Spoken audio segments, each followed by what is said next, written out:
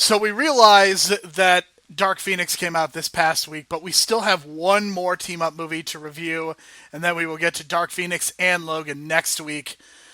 But apparently Bryan Singer was a huge disaster on this movie, including maybe committing some potential illegal actions, yet he got to direct a Freddie Mercury biopic. How do we know this movie is a disaster? Find out as we review what will be Bryan Singer's final X-Men movie, fittingly called X-Men Apocalypse. Of the world, I could feel all this death. Jean, it was just a dream. You wander through the willows in the forest you have found. I've been called many things over many lifetimes. Trying to hide. Ra, Krishna, Yahweh.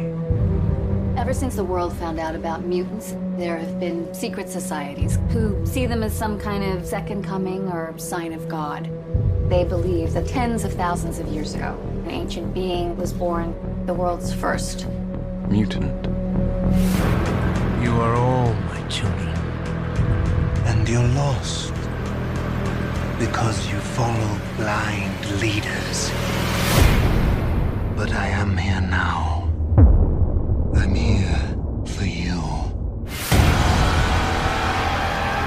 Wherever this being was, he always had 4 followers he would imbue with power. Like the 4 horsemen of the apocalypse. You got that one from the Bible. Or the Bible got it from him.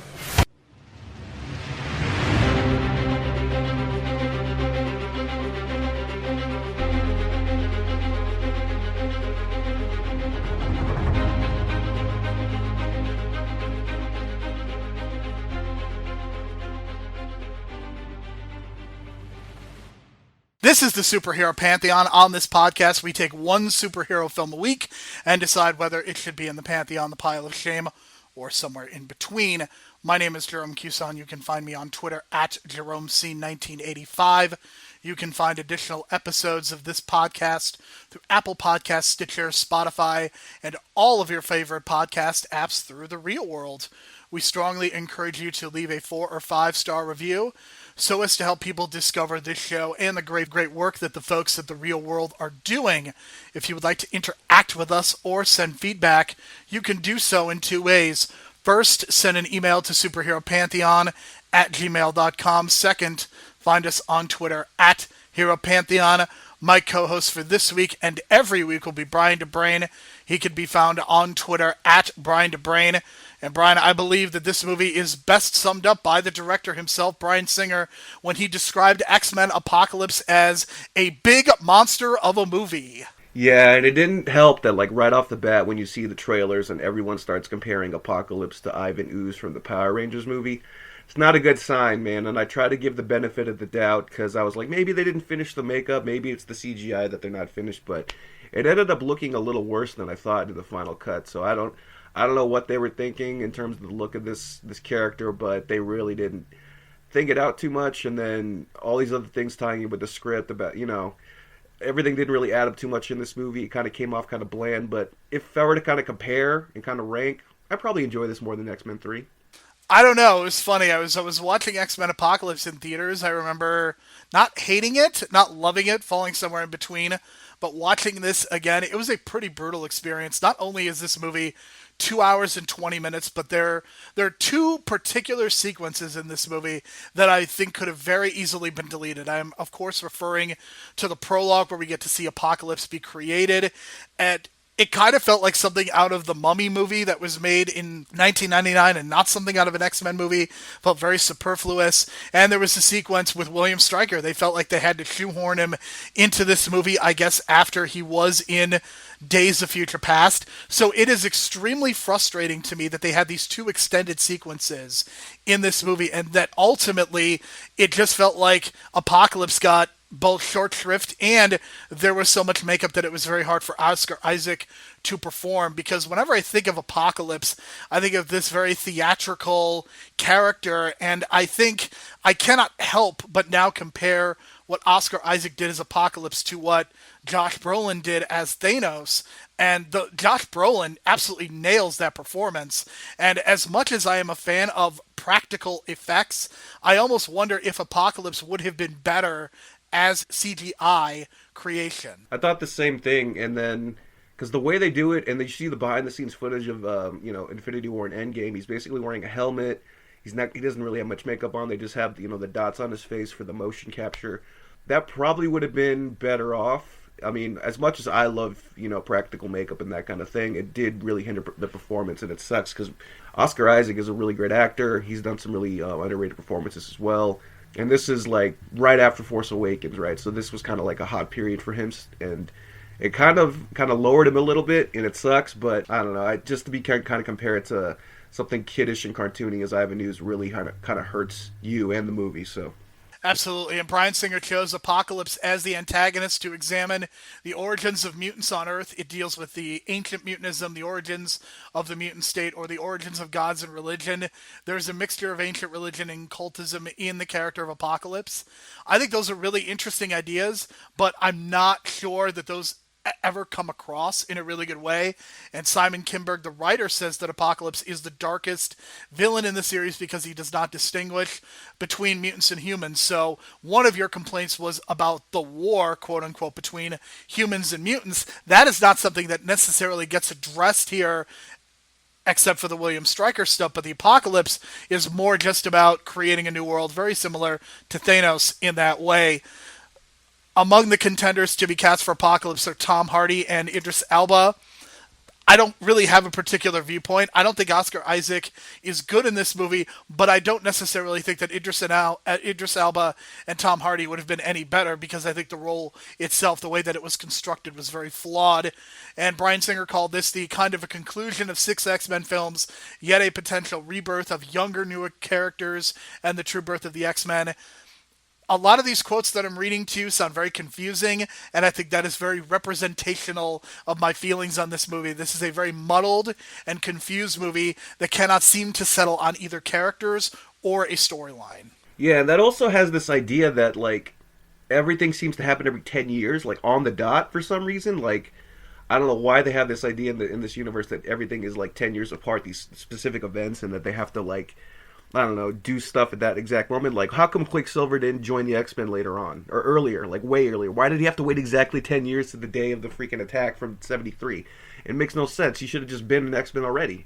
There's a lot of things that they kind of just jumped in the 10 years, and it feels like they shouldn't have done that. And it feels like they shouldn't have even jumped 10 years. Like, I understand the idea of doing a movie in the 60s and the 70s and the 80s, but the way that it was progressing, like, it probably should have been like a good 5 years, not 10.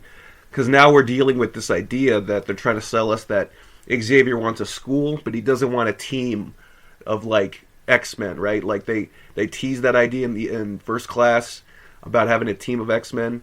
And here, it just seems he wants students, right? And then by the end of the movie, it's like they have to, like, force his hand of making a team.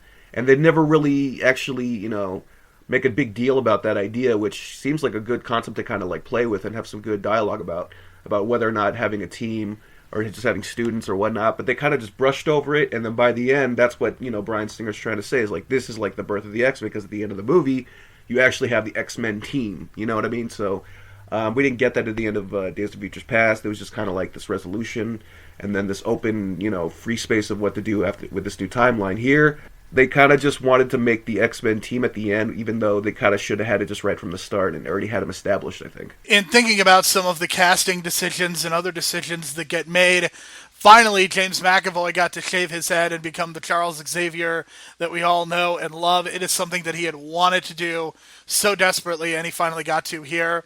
Perhaps the most interesting of casting decisions was that of Jean Grey. There were a number of actresses that were considered for the role, including Ellie Fanning, Chloe Grace Moretz, Haley Stanfield, Saoirse Ronan, Daisy Ridley, Lily Collins, and Margot Robbie were considered. One of the reasons that I love the fact that Sophie Turner was cast is because she is a natural redhead. I think the age is perfect. Sophie Turner became interested in the role of Jean when she received an overwhelming response from a fan survey asking for their preferred choice to play the role, as well as from her Twitter followers. She called the process 3 months of hell as she was waiting, And I have had some issues with the way that her portrayal of Sansa has been done. I certainly have some issues with Jean Grey, but I think Sophie Turner was the right choice. And the only thing that I wish is that in the second scene that she is in this movie, we already are getting Phoenix teases, and that's really annoying because for me, the thing that makes Jean Grey such an interesting character is that before she is Phoenix, we know who she is. We get a sense of who she is. In the comic books, before Dark Phoenix, we get 20 years of history with Jean Grey fighting alongside the X-Men. In the animated series, we even get 2 seasons of Jean Grey fighting alongside the X-Men, getting some things to do, getting in an emotional relationship with Cyclops and Wolverine as well. But here, Sophie Turner is just almost the Phoenix right away, and you're trying to get to an end point. You're trying to get to a very popular story, but you are not putting in the legwork to earn this. This would be like doing Avengers Infinity War after 3 movies instead of 20 movies. Yeah, I like the casting. I like that she's natural redhead and it fits. I actually like her much more as Jean Grey than Femke Janssen. Like within the first 20 minutes, like I felt like I got more out of her as Jean Grey than Femke Janssen, and I think she gives it a little more energy. My only criticism is you're right. Like they teased Phoenix right off the bat, and I feel like they shouldn't tease that at all. Like they should not even at the end when she kills Apocalypse and you see the Phoenix outline. I don't even think they should have done that. I feel like the idea that she should be in control of her powers right off the bat. And the idea for me, like, I like the idea of the Phoenix making her uncontrollable. And that's what intrigues me about it. Like, this idea that she's, like, can't control her powers right off from the bat. I'm not really sold on that. I don't really like that idea. Because I feel like, yeah, she's been an established X-Men. And you're right, she had a big history for 20 years. And she was able to control her powers. So I'm just not, I mean, look at Charles Xavier. By the time he was, like, 12, he was able to control his powers. So I'm not so sold on that idea, and then the way they kind of played off, and that's kind of what they've been wanting to do, that she can control her powers, and especially they really exemplify that in X-Men 3, but I'm just tired of that idea because she should be in control, and that she should be able to control it, especially by now, and then the Phoenix should be this alien that possesses her, that kind of unleashes that power even more, that she can't control it. So I think that's the way they should have done it, and not even mention her. They didn't mention Phoenix, but they kind of have this, like, allusion to it throughout the movie. Right. And one of the things that I do appreciate is that she is consistently a good performer, regardless of kind of the crap that she is being given. And I think I'm going to feel the same way about Dark Phoenix as I did about the way that she was treated in Game of Thrones. This was actually the shortest gap between the release of 2 X-Men films, as this was released just 3 months after Deadpool. It does take place in the same universe because there are 2 X-Men in the movie. And I will talk about Jennifer Lawrence. She revealed this was supposed to be her final appearance at this point. Also, the last contracted film for James McAvoy, Michael Fassbender, and Nicholas Hoult. Yet all are returning for Dark Phoenix, and they said they would come back if the script was good. I am very confused by their decisions to come back. Either they are getting paid a lot of money, or the movie is actually good. Well, we'll find out, because I'm still not convinced on it. We can talk about it at the end of the podcast, but the way that we've seen the trailers and whatnot, it's a very interesting approach, but it seems like it's just another paycheck collection. I hope it's not like Highlander 2. That's kind of like a deep cut reference right there. All right, so we also have a moment of Wolverine escaping through the military complex. He meets up with Jean Grey, Cyclops, and Nightcrawler, but none of them recognize him because they were not in Dark Phoenix. At that point, Beast, Quicksilver, and Mystique, who would have recognized Wolverine, were in the prison, which I think is which was kind of an interesting twist, that Cyclops, Jean, and Nightcrawler are the ones who do the saving. We could talk a little bit more about Nightcrawler a little bit later, but a couple final notes here. Negasonic Teenage Warhead in the 2016 Deadpool remarks to Colossus that some of the perks to being an X-Man are a house that blows up every few years and matching unitards. And in this film, set 30 years before Deadpool, what happens? There is a school that blows up, and there are matching unitards for the final battle. Yeah, and I don't know, like, is that the first time we've seen the school blow up, meaning that it's blown up multiple times? Like, I don't even remember it blowing up in any other movie, so the fact that they mentioned that, it's kind of interesting. And, you know, I kind of wish that they kind of had some history about that, but maybe they're even referring to the Logan incident that killed all the X-Men, who knows? Absolutely. And when the students are leaving the cinema, when they see a movie at one point, they make a self-referencing joke that the third movie in any series is the worst. I don't know if they were making fun of X-Men X-Men: The Last Stand, or whether they are making fun of this movie. But this is an incredible self-own by referring to the third movie in an X-Men franchise, or a third movie in any franchise, as the worst. Yeah, and everyone, I remember this specifically as being like the bigger joke or like maybe the biggest joke in the movie in the theater at the time. And I kept thinking like, wait, isn't this the third movie in the series? But maybe Bryan Singer's not counting it because he didn't direct First Class, so maybe this is his second movie. But then why reference it? I don't know. It seemed like a shot at Last Stand, that's for sure. But I do kind of take offense to the shot they made of Return of the Jedi. So Right. Even though they're Ewoks, I think there's still some elements of it that work out very well. Let's talk about the heroes. Let's talk about our categories here. As the conceit of this movie is that Ty Sheridan, playing Cyclops, is kind of being introduced into this universe. And we see him in his school. We see him being mentored a little bit by his brother, Alex Summers, Havoc. It feels like there are multiple characters in this movie that their only purpose is to die. When we talk about the villains, we'll get to perhaps the most egregious example. But here I really want to focus on the X-Men themselves. James McAvoy, I think one of the things that you almost have to do with Xavier in every movie is find a way to hamper his powers or dilute his powers, and that is exactly what happens as Apocalypse is significantly more powerful. And it does not feel like Xavier gets nearly as much to do in this movie as he did in Days of Future Past, as a lot of this is seemingly trying to put over Cyclops and Jean Grey, as Jean Grey plays an important role in defeating Apocalypse. Now, even though they are being put over as being more important in this movie than in any of the first three previous movies, one of the issues that I have is we still don't get a sense of who Cyclops and Jean Grey are as characters. We only get to see them use their mutant powers, which they look cool, but why should I care about these characters? yeah, they almost kind of got it right with Scott Summers when they had that scene at the school. I wish they had that kind of scene with Jean Grey as well to kind of get that, you know, what they were like before discovering their powers kind of thing. That I thought that was kind of interesting. Again, the continuity of the timeline is all fucked up because we saw Scott as like a 10-year-old maybe in the flashback in 63 and in First Class, and 20 years later he's supposed to be still a teenager. They still can't get it right, man, and that's very frustrating.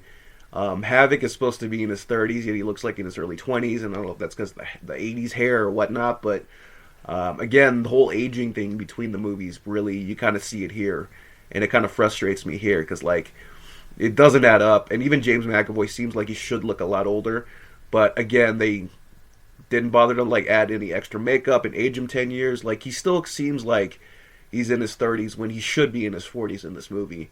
And I don't know if they did it on purpose, but they really made Xavier's hair extra, like, you know, fantastic in this movie, just so because you know that they're going to take out the hair, so they wanted to make the hair extra fancy in this movie, it felt like, just so they could take it away. But yeah, I just wish that they kind of had more of, like, a background for Scott. I mean, they tried, like, they really wanted Scott, you know, they really wanted that emotion when his brother dies. I just felt like there was some more groundwork to be laid there, so. I am also not a fan of Ty Sheridan. I've decided that he's right away, even though I've only seen him in like 2 movies, he is right close to Sam Worthington, Jai Courtney territory, in that if he is part of a major franchise, then that franchise is automatically going to be hurt by his presence. But I know that you have a very different perspective, even though this is the first of 2 consecutive movies where he has to cover his eyes with goggles. Yeah, I loved Ready Player One last year. I had a great time in that theater, you know, watching it on like an exclusive screening with a bunch of geeks at UCLA. So, like, I really enjoyed that movie. And you're right, again, that movie, he's covering up his eyes. And I didn't really even realize that he was Cyclops because you hardly see his eyes, and his eyes kind of have a really, you know, descriptive, like, it has a unique look, you know. So when he's covering up his eyes, you can't really see that, and I could barely tell that it was the same person at first. But yeah, it's it's pretty weird that he's, the focus is on his eyes and goggles and stuff like that. I'm a fan of this Scott. Like I said, there is some more groundwork to be laid, and they need more of an emotional connection with this version of Scott. But I like him more than the original Scott Summers. So I don't know what that says. I feel like he's more in tune a little bit. He's more enjoyable in the role. The old Scott is a little kind of stiff and kind of like a nerd and not really interesting. You know what I mean? Like this one, he's out stealing the professor's car and taking kids to the high school or to the mall and having an American mall experience. So that was pretty fun. Like you got to see some character in him. Like I don't think we would have got that in the original films. Nightcrawler is in this movie, and it's funny. I actually completely forgot that he was. I, again, love the way the teleportation is rendered. I'm not sure if it's as well done as First Class, but we do get to see quite a bit of it here. Jennifer Lawrence being Mystique always means that she is going to have an outsized role in these movies, and this is definitely the point when I was like, do we really need Jennifer Lawrence in this movie? Because she starts out as kind of this mutant saver, similar to what she did at the beginning of Days of Future Past, but this time this is just what she is doing for most of the movie. And then in the end, she goes back to kind of train the students. She's kind of a hero by the end, and I guess her viewpoint has changed in the last 10 years about her view on humans versus mutants, and even her view on staying blue versus being a quote-unquote normal human being. So some of the inconsistencies with Magneto also exist with this character, and I think so much of it having to do with Jennifer Lawrence. Yeah, it's because in Futures Past she was very open about just being herself and revealing herself as what she truly looks like, and in this one she's trying to hide. But I don't know if that's like something happened in the 10 years again, like maybe something kind of changed in her head. Maybe she's trying to be more smart about it as opposed to just being blue in public and kind of causing a fuss. But again, like I don't know if it's because of remember in the 73 attack in Days of Futures Past, there was like all this news footage and she kind of became this cult hero to all the mutants. So I kind of like that aspect. Like when we first see Storm, you see this poster of Mystique on her wall, and I thought that was a little interesting. Like that's one of those time altering changes, things that kind of happens based on the time change of the timelines, that she becomes this kind of like hero as opposed to being this villain. So I do like that kind of change, and I do like at the end she becomes like the trainer of the X-Men, or like the first like coach of the X-Men. I would kind of say it was like a like a battleground coach. I do like her performance in this. I feel like she's kind of like the strength of the heroes. And, like, I do like this idea that all the students kind of, when they first see her, like, oh my god, it's Mystique, and, like, you're my hero, and you changed my life, and you made... I like that idea that she changed, like, all the mutants' lives by coming out and, saving the president on TV and whatnot. But I like that they kind of emphasized that. It kind of made her this kind of cult hero. Certainly, and I think that is certainly a way of interpreting this character. And I think if you like this movie, then that is definitely kind of the direction that you can go into. I'm really not sure where to put Storm, but I'm going to put her in the heroes category just because that's where she ultimately ends up. I like Alexander Schopp as a performer. Unfortunately, just like Halle Berry, she is given very little agency in this movie. She is saved by Apocalypse when she is in Egypt, despite the fact that she has mutant powers. She decides to turn on Apocalypse at one point, and we really don't get an indication as to why. I do like the look of her character. I really feel like a total injustice has been done to the Storm character, and the biggest thing that the MCU has to do is they have to rectify this, because they have found a way to make all these characters look really cool, and we're going to talk about Quicksilver in just a moment here, but I feel like the Storm character has just been done a total injustice. I didn't even realize she was in this movie until the day I saw it. Like, I just kind of ignored the fact that she was in the advertising, I guess, and it's kind of off-putting, like, oh shit, she's in this movie, but she's a bad guy. And then I thought they were gonna give her some like good dialogue and kind of build her up, but nah, man, they didn't do that at all. And again, just very frustrating. And I thought they were gonna give her more to do. I wasn't even sold on the accent she was giving, because it doesn't even match the accent that Halle Berry was doing. So I don't know what Bryan Singer's thinking whenever he's trying to recreate and reinterpret these characters in this new timeline. And I get he's got this kind of new free reign because it's a new timeline and whatnot, and you can change the course of history with these characters, but I don't know, just making her a heel, a bad guy, it just doesn't feel right. Like she should have had some kind of better background where she kind of finds the X-Men and kind of becomes this important figure to them. Like that should have been it. And you're right, like she just randomly joins the X-Men at the end with no explanation. I hated that. I didn't even like the fact that, Apocalypse like altered her powers and enhanced them, and then by it changed her hair, and that's how her hair turns white. I'm not so sure about it. I think she should have just had white hair from the start, and that's kind of just part of her her mutant history. But they try to make it seem a little more than it was, I think. So our conversation of this movie has gone surprisingly long, but I still want to talk about Quicksilver because he is much more integral to the plot, and they basically more openly talk about the fact that he is indeed Magneto's son. We, of course, get a total repeat of the 1973 version as he again moves through the mansion to save various people. So it is much more integral to the plot this time, but it's also less funny, and I don't know about you, but it felt so much more fake than what was done in Days of Future Past, and that was very frustrating to me. So the concept, I understand what they were going for by having Quicksilver save all these people, and you're really putting him over as a hero, but it just looked really bad, and the needle drop was way too obvious. I just thought that they were just trying to do the same thing from Futures Past and get that same kind of reaction. And this seemed like an imitation of it, kind of like a cheap imitation, even though it had some cool concepts of like him knowing where the kids were going to land, so he puts the blanket in the tree and that kind of thing, and that's funny a little bit. But I'm still baffled at the idea that it took him 10 years to just want to get up and join the X-Men. Like, you could have just joined them right off the bat. Like, you were in contact with Xavier, in 73, and that, I don't know. And then him not leaving the house for 10 years and looking exactly the same and not aging. Again, this whole aging thing in the X-Men universe.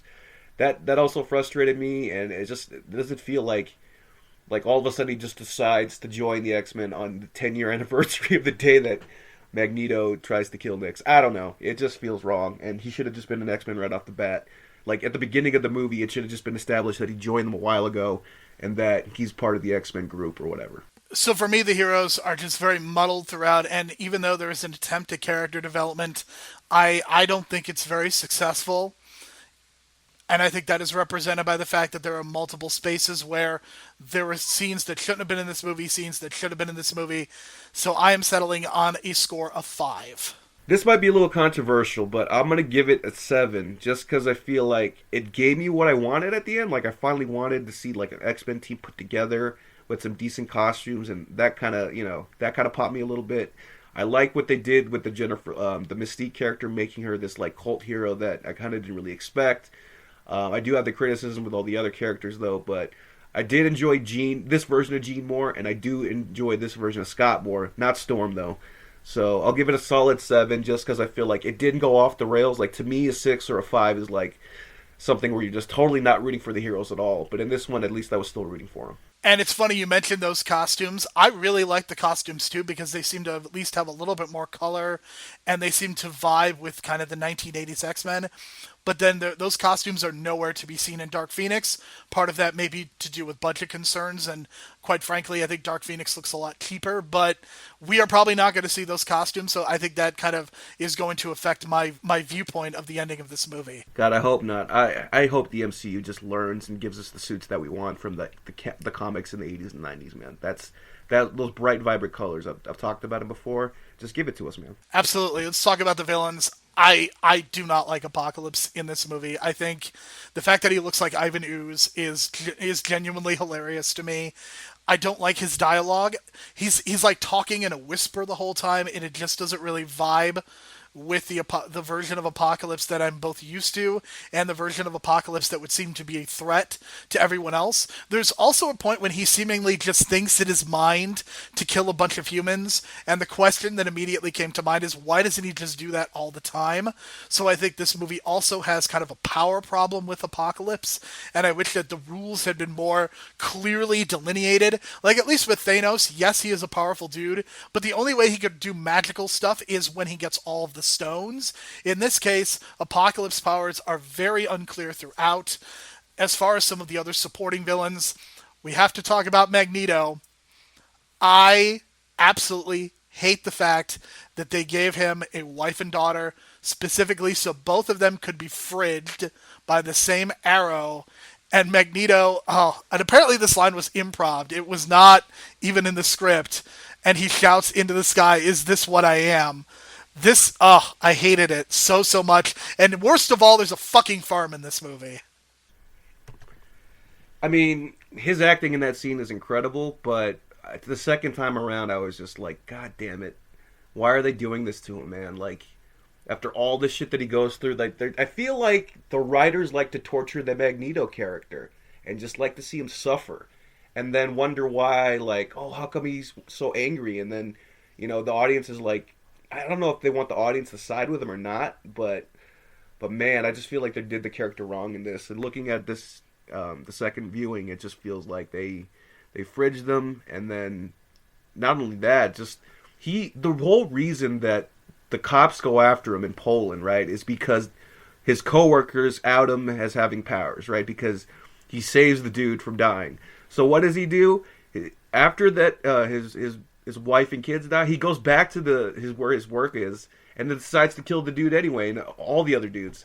So what was the point of saving the dude in the first place? He just should have just let the dude die, if that was the case. So I don't know. Like, it's so inconsistent. It kind of ties in with the inconsistencies towards the end of Days of Futures Past. It's very frustrating. And I think the writers want us to just finally accept that Magneto's the villain. But then why give him this babyface turn at the end again? So I don't know. It's very frustrating. And the fact that, like, he just decides to help destroy the world just because his wife and daughter die. Like, it just doesn't seem right to me. Like, it doesn't seem like a logical step. Like, I'm going to go and destroy the world because these people discovered that I had powers and killed my wife and daughter in an accident. I don't know. It just doesn't seem like the logical step. Like, for me, I think that the other issue that this raises is that there is the scene in Days of Future Past when Magneto has this conversation about not fighting with Xavier. So I think that what they're going for is that Magneto steps away after Days of Future Past from a storyline perspective, even though it's not the same versions of the characters. I think they're trying to stay away from having Magneto and Xavier have a conflict, but it just leads to odd characterization. There is no reason that Magneto even had to be in this movie. That's what I would argue, is taking him out actually would make this movie a lot better, because then you could focus on a number of other characters, and you could literally pick anyone else to have been the fourth member of Apocalypse's team, and it would have still worked out very, very well. But because of contractual obligations, you have to put Fassbender in, and I just don't think that this works out very well for anyone involved. So I'm giving a villain score of a 3. That's how much I don't like Apocalypse and my frustrations with Magneto. I'm gonna give it a 5. Like, as much as I dislike, what they did with the Magneto character, I just can't help but see, like, greatness in Michael Fassbender. And no matter how bad the characterization is, like, he's giving his all in this role. So I got to give him that. And I feel bad for Oscar Isaacs, but I do like some of the ideas of Apocalypse. Like, I don't know, I'm a fan of The Mummy, so the first 5 minutes I was just like, oh, this is refreshing. This is like something new in the X-Men universe, going all the way back to Egypt and doing this kind of flashback thing. So I was kind of okay with that. I was just kind of like disappointed at the lack of explanation of all the stuff going on at the beginning. But it's just kind of assumed it's mutant shit. So I'm going to stick with a 5. It could have been more, and I feel bad for Oscar Isaac. Let's talk about the story. We, of course, have the moment in Egypt, which I think is pointless. You may be a fan of it. But from a storyline perspective, I don't really see the purpose that it serves. I think the issue with Magneto and his wife and daughter, I think there's just a lot of wasted time in this movie, particularly when they're almost in the third act and they have to make the big save of the other mutants when they have to go to Canada and save them from Stryker. I think there's just a lot of this movie that feels very pointless, but yet there is a scene where mutants are going to an American mall, and you don't take advantage of that. I mean, it's just inexplicable to me that you don't have a scene of Nightcrawler interacting with people at the mall, with Cyclops and Jean, and I think Jubilee was there as well. Like, how do you not have that scene in there? It's not going to forward the plot, but there's a lot of stuff in this movie that, quite frankly, doesn't forward the plot anyway. You are trying to build Cyclops and Jean in particular as characters that you are maybe going to want to use in future movies. Why don't we see them interacting in a space where they can just talk to each other? That's what we like so much much about X-Men First Class. That's what a lot of the MCU movies do so well, is having characters just sit around and talking and getting drunk. Even Avengers Age of Ultron, which I do not like, there is a great character building scene where they are all trying to lift Thor's hammer, and at one point, Captain America almost grabs it. That is something that gets paid off 10 movies later. And those are the kinds of moments that you can do when you are not just focusing on a plot. So for me, the story is just a mess. You have Apocalypse, who is seemingly wanting to take over the world. He acquires 4 mutants. We barely talked about Olivia Munn, and there's a good reason for that. It's great that she looks like Psylocke. It's great that she's got the hair. I think the rendering of her powers are very good, but she literally walks off screen and we will never see Olivia Munn as Psylocke again. That is how relevant that she is to this franchise. So you again have a situation where you have too many characters and you have a lot that's happening on the screen, but what does it all mean? Not a whole lot in my view. I am giving the story score a 3. I'm going to give it a 5, and I just get frustrated at the whole Stryker scene because that was like not necessary at all. Like, you could have just deleted that, but it was just like they had to shoe in William Stryker so they can get that Wolverine cameo, right? I don't know. They could have easily taken out that whole sequence and the movie would have been just the same. And they could have just gone to Egypt from there, like from the school, as opposed to being, at the military base. So I don't know. It's just frustrating because this feels like a forced movie and like it feels very rushed. It had some good concepts, but it just couldn't deliver because of the time and the issue of putting the script together. So I'm going with the 5, and it just feels really disappointing because, again, like I liked the little Egypt stuff at the beginning, right? But then just shoehorning in all this other shit, and the fact that Olivia Munn like hardly says anything at all, and it's very frustrating because I know that she was probably frustrated on set because you can kind of tell like she seems frustrated in the performance. So all those kind of things tying in, and the fact that the way they treated Magneto. So from a technical standpoint, I really don't have a lot to say about it because I think that it's generally fine, but I don't think it's exactly extraordinary, pun not intended there. I did not like the Quicksilver scene as much. I think it looks way too CGI heavy. I'm really not a fan of Apocalypse. I think the powers look very good at times, particularly when Jean Grey does turn into the Phoenix. I do like the ending sequence with Xavier and Apocalypse. I think the visual rendering of that looks very good. So I come right down the middle. I'm giving this a 5. I'm going to go with a 7 because I like the suits. The suits look way better than any of the Bryan Singer interpretations. Just that sequence at the end where all this like shit was flying in the air with Magneto and all the metal shit flying in the air and him building that pyramid out of nowhere. It just seemed like too CGI for me, and it didn't really look like, authentic. It just seemed like rushed CGI.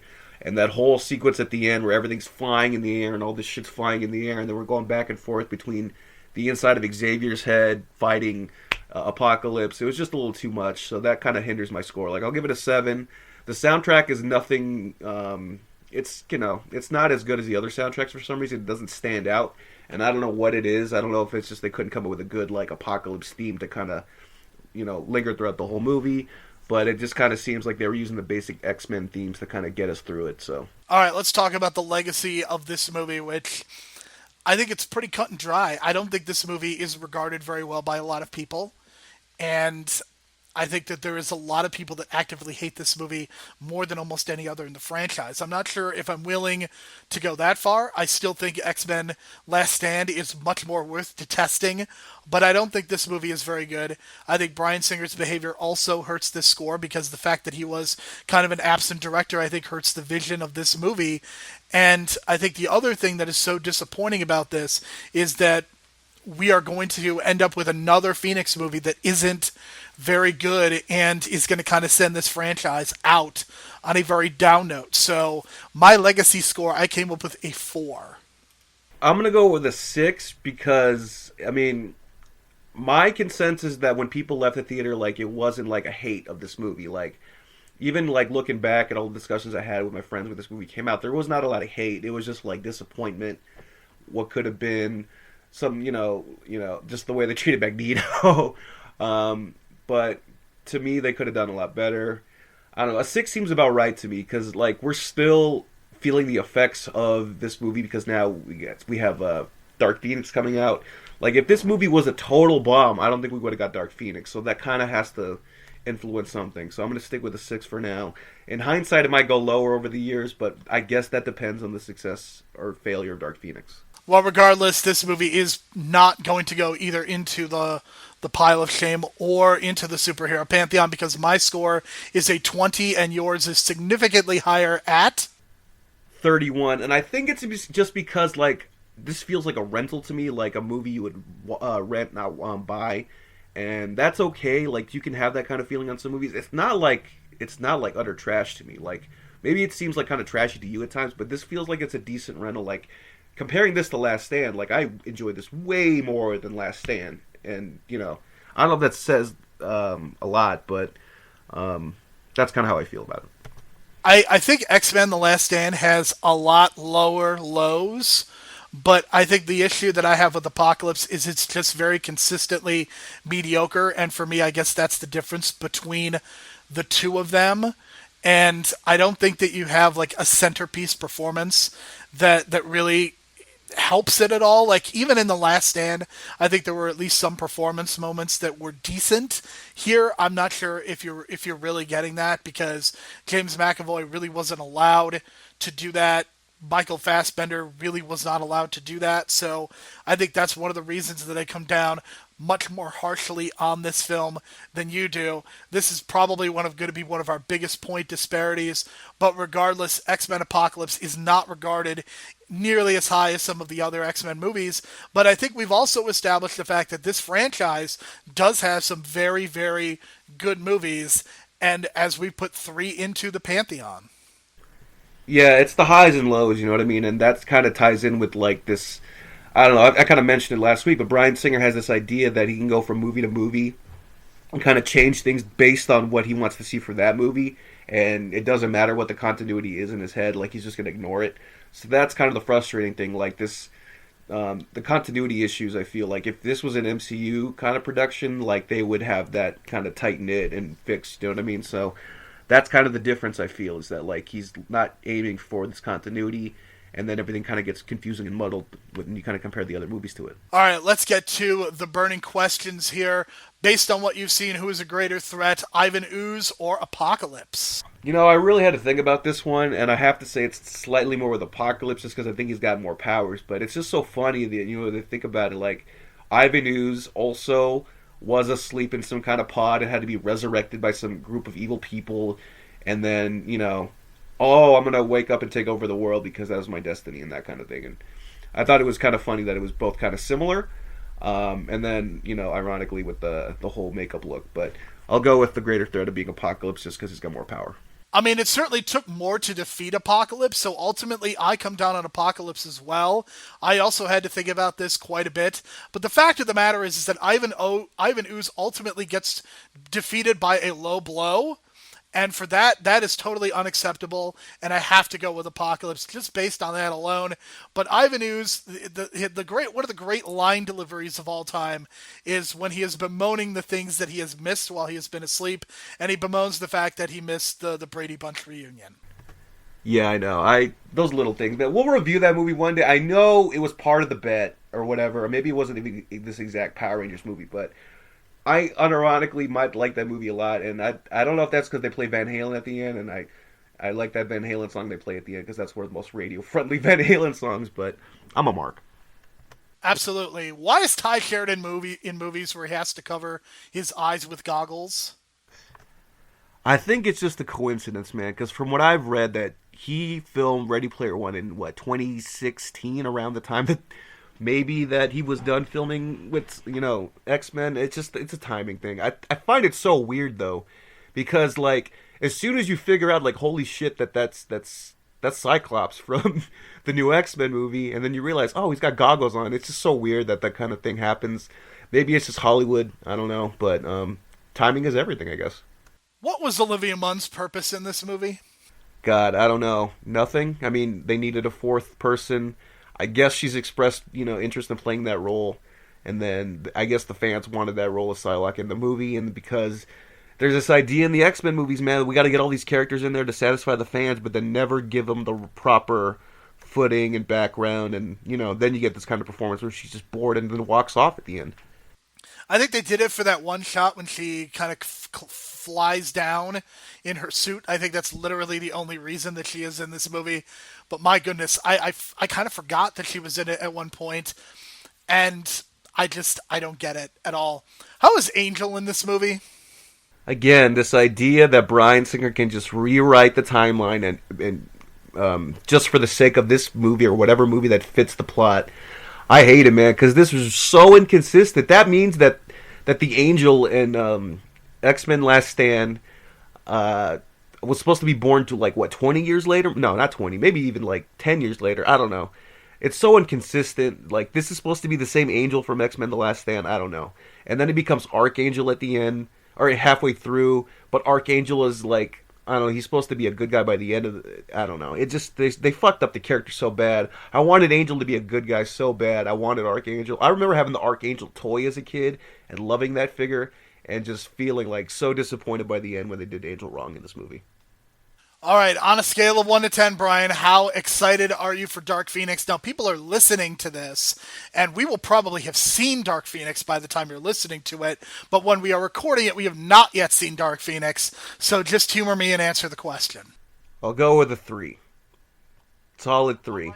3 is perfect, because I think there is just enough for this. This could work. There is really a possibility that it can work. I just don't think it is going to. There is something that we did not talk about that I feel like we have to. The end credits of X-Men Apocalypse, there is a scene where we see Essex and we see a tease of Mr. Sinister. Are they bringing in Mr. Sinister in Dark Phoenix? Because I feel like there is an element or an aspect that they're not telling us about. Particularly the Jessica Chastain character is in this movie, and it's unclear as to why. So are they going to try to shoehorn Mr. Sinister into this movie as well? See, I thought that was a tie-in for Deadpool 2. But he wasn't in Deadpool 2. Some people speculated that it was for the next Wolverine movie, but he clearly was not. I don't believe Essex was a part of Logan, was it? No, but I remember the Essex Corporation in Deadpool 2, so that was my thinking that was a tie-in to set up the Deadpool sequel, but I guess not. I don't know, but God, if we get Mr. Sinister in this, I'm worried about the makeup. Are they purposely hiding the makeup because they know we're going to make fun of it? I don't know. Because that's another thing with the makeup on that character, right? He looks kind of vampire-ish. Right. It's so weird. So let's get to it, and we are going to talk about what's going on for next week. Next week, we are going to be reviewing both Dark Phoenix, which is coming out in theaters. We are also going to review Logan as part of our regular review. So it's going to be a double movie next week because we literally have to, because in 2 weeks, Brian, what are we doing? Summer of Batman. It's going to be very exciting. I know that you are so excited for this to happen. This is something that we've kind of been building up for the last 18 months. Is we knew that we were going to do an entire Summer of Batman. We could have done The Dark Knight last year for 2018, but we really wanted to do all the Batman movies. The 30th anniversary of the original Summer of Batman. This is also the 80th birthday of Batman. So this is a really big deal for us, and we are so excited. But we are not going to get to that until we get through both Dark Phoenix, which we are not looking forward to, and Logan, which I think we both are very much looking forward to watching again, and possibly putting into the superhero pantheon. Yeah, and I've seen both the colorized version and the black and white version of Logan, so it's gonna be a coin flip for me because I love both versions, and I'll talk about that next week because I really think black and white can kind of enhance a movie a little bit, and I actually think it enhances Logan quite a bit and give it a little bit more of that noir kind of feel to it. So we'll talk about that next week. All right, so for Brian, my name is Jerome. Thank you so much for listening to this week's edition. We will see you next week for our big doubleheader. Oh yeah, Moria McTaggart was in this movie. Holy shit.